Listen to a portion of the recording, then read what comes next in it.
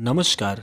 आप सभी का हमारे चैनल जय गुरुदेव उत्तराखंड पर एक बार फिर से बहुत बहुत स्वागत है।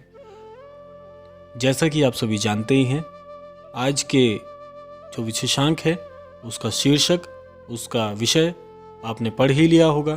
तो आइए बिना समय व्यर्थ किए हुए लेकर चलते हैं आपको आज के अद्भुत विशेषांक की ओर। कैंची धाम अपने आप में कई रहस्यों को समेटे हुए है। कैंची धाम की आपने बहुत सी अद्भुत कथाएं, बहुत से अद्भुत विशेषांक अवश्य सुने होंगे। कैंची धाम के विषय में आपने जितने मुंह उतनी बातें और जितने क्रमांक उतने अद्भुत विशेषांक आपको अवश्य मिल जाएंगे। लेकिन क्या आप जानते हैं कि कैंची धाम की जो आरती है, जो मंगल आरती है वहां की, कैंची धाम में तो वैसे प्रत्येक आरती जो भी वहां पर होती है बहुत रहस्यमयी होती है, लेकिन कैंची धाम में जो आरतियां गाई जाती हैं उनमें ऐसा क्या अद्भुत रहस्य होता है जो उन आरतियों को रहस्यमयी बनाता है।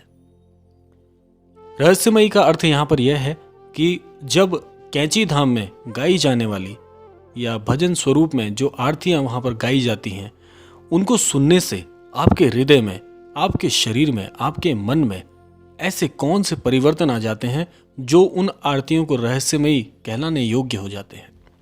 आज उसी विषय पर हम चर्चा करेंगे। देखिए, वैसे तो कैंची धाम में जब भक्तजन दर्शन के लिए आते हैं तो वहां पर कभी भी ऐसा माहौल बन जाता है कि वहां पर भजन, कीर्तन, गायन, इस प्रकार से महाराज जी की जो विभूतियां हैं वे गाई जाती हैं। लेकिन कैंची धाम में जो प्रातःकालीन और जो सायंकालीन आरती है वे देखने योग्य है, सुनने योग्य है। और जिस रहस्य की मैं बात कर रहा हूं वह रहस्य इन दोनों आरतियों में विशेष तौर पर प्रमुख है। ऐसा क्या होता है जब कैंची धाम में सायंकालीन या सुबह की बेला में जो आरती गाई जाती है उसमें क्या रहस्य होता है। देखिए, जितने भी दर्शकगण अभी हमारे इस विशेषांक को देख रहे हैं, जिन्होंने मंगल आरती यानी कि सुबह की आरती और सायंकालीन की आरती सुनी होगी, वो इस बात को बहुत अच्छे से समझ सकते हैं, बहुत अच्छे से जान सकते हैं। और जिन्होंने आरतियां अभी तक नहीं देखी हैं उनके लिए भी यह क्रमांक बहुत बहुत महत्वपूर्ण होने वाला है। देखिए, जब सायंकालीन और जो भोर की आरती है जब वह गाई जाती है, आप वहां पर मौजूद होते हैं, तो क्या होता है कि कैंची धाम, वैसे भी महाराज जी ने जब कैंची धाम को अपनी जो तपस्थली कह लीजिए या कैंची धाम की स्थापना के लिए जब चुना था, उससे पहले भी यह स्थान बहुत ही जागृत स्थान था। जागृत का अर्थ है यहां पर महाराज जी से पूर्व भी सोमवारी बाबा की तपस्थली कैंची धाम के पास मिली थी, जिससे यह साबित हो जाता है कि कैंची धाम का जो स्थान है, जहां पर आज कैंची धाम, श्री कैंची धाम विराजमान है, वहां पर यह स्थान पहले से ही बहुत जागृत था। इसीलिए इस जागृत स्थान को महाराज जी ने अपनी कैंची धाम की स्थापना के लिए चुना। तो क्या होता है जब मंगल आरती गाई जाती है तो उस समय यह जागृत स्थान के आसपास और इस जागृत स्थान में रहने वाली जितनी भी अद्भुत शक्तियां हैं, ईश्वरीय शक्तियां हैं, वे सारी उस मंगल आरती के दौरान मौजूद रहती हैं। स्वयं महाराज जी का स्वरूप वहां पर मौजूद रहता है। ऐसा कई अनन्य भक्तों ने अनुभव किया है कि जब वहां पर आरती का गायन होता है, जब उस ऊर्जावान आरती को गाया जाता है, तो उस दौरान वहां पर ऐसी अद्भुत शक्तियां विराजमान होती हैं जो कि हम अपने तन, मन और अपनी बुद्धि पर महसूस कर सकते हैं। उनका अनुभव बहुत साक्षात तौर पर किया जा सकता है। जितने भी दर्शक जिन्होंने इस आरती के गायन का श्रवण किया है वे मेरी बात बहुत अच्छे से समझ रहे होंगे कि कितनी रहस्यमयी ये विभूतियां होती हैं जो भजन, कीर्तन, गायन के दौरान कैंची धाम में हमें प्राप्त होती हैं। जब आप इसका अनुभव करेंगे, जब वहां पर भजन की जो लय होती है, भजन का जो गीत होता है या भजन को गाने वाले जो जन होते हैं, वह इसको इस स्वरूप में गाते हैं, इस लय में गाते हैं जहां पर आपका मन उस आरती में पूरी तरह से स्थापित हो जाता है।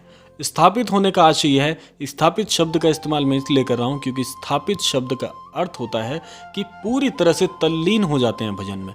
और चाहे कोई भी प्रक्रिया ले लीजिए, चाहे ज्ञान की प्रक्रिया हो, ध्यान की प्रक्रिया हो, या किसी भी प्रकार के शास्त्र का जब आप अध्ययन करते हैं, जब तक आप तल्लीन नहीं हो जाते तब तक वह ज्ञान आपको प्राप्त नहीं होता। तो कहने का आशय यहाँ पर यही है कि जब वहाँ पर मंगल आरती जो सायंकालीन बेला में होती है, सुबह की बेला में होती है, उन आरतियों को जब आप श्रवण करते हैं तो वह आरती आपके हृदय को स्पर्श करती है। हृदय को स्पर्श करने के साथ साथ आपको एक ऊर्जा का, जो वहाँ पर अद्भुत शक्तियाँ हैं, उस ऊर्जा का अनुभव होता है। और सबसे महत्वपूर्ण कैंची धाम के विषय में यही कहा जाता है कि वे पहले से बहुत बहुत बहुत जागृत स्थान है। यदि आप कैंची धाम में जाते हैं, जब भी आप कैंची धाम में जाते हैं तो आपको एक अद्भुत ऊर्जा का अनुभव होता है, जिसको कोई भी अनन्य भक्त अपने शब्दों में नहीं कह सकता। जिन जिन को वहाँ पर इस प्रकार की शक्तियों का अनुभव हुआ होगा, जो भी ऐसे भाग्यवान जन हैं जिनको वहाँ पर इस प्रकार से अनुभव हुए हैं, वे शब्द विहीन हो जाते हैं। मेरे साथ भी मेरा जो व्यक्तिगत अनुभव है, जब मैंने पहली बार कैंची धाम में दर्शन किए थे, महाराज जी के स्थान को पहली बार जब मैंने वहाँ पर अनुभव किया था, तो जो शक्ति मुझे वहाँ से प्राप्त हुई थी, जो ज्ञान वहाँ से मिला था, जो प्रकाश मुझे वहाँ से प्राप्त हुआ था, वह आज भी मेरे अंदर प्रज्वलित है। उसको शब्दों में कहना मेरे लिए इतना कठिन है कि आप यह समझ लीजिए कि सागर को गागर में भरने जैसी बात हो जाएगी। यानी कि इतना अथाह और इतना जिसको शब्दों में नहीं पिरोया जा सकता, शब्दों में कहना कठिन हो जाता है, इतना मुश्किल यह कार्य मेरे लिए होगा या किसी के लिए भी होगा जिन्होंने कैंची धाम में महाराज जी के दर्शन किए हैं।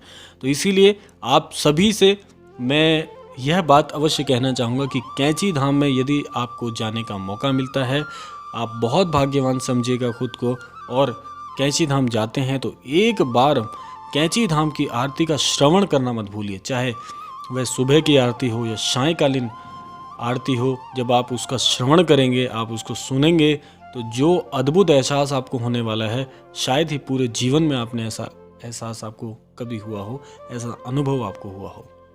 तो यह था आज का विशेषांक, जो रहस्यमयी मैंने आपको आरती के विषय में बताया। यह आपको एक बार जीवन में अवश्य सुनना चाहिए कैंची धाम की आरती को। आपको निश्चित तौर पर यही अनुभव होने वाला है कि कितनी अद्भुत है कैंची धाम की रहस्यमयी आरती। तो यह था आज का विशेषांक। मिलते हैं आपसे अगले विशेषांक में ऐसे ही किसी अद्भुत क्रमांक के साथ में। तब तक के लिए जय श्री राम, जय गुरुदेव, जय उत्तराखंड।